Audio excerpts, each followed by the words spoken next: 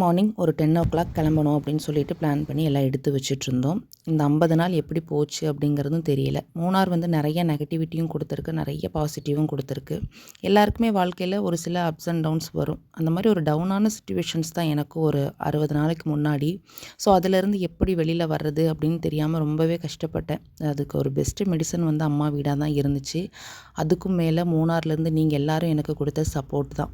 இதுக்கப்புறம் எல்லா வீடியோவுமே கோயம்புத்தூர்லேருந்து தான் வரும். வேறு வழி இல்லை, எங்களுடைய சிச்சுவேஷன்ஸ் அப்படி. எல்லோரும் ஒரு ஒரு இடத்துல இருக்கிறோம் அப்படிங்கிறதுனால கண்டிப்பாக போக வேண்டிய சூழ்நிலை.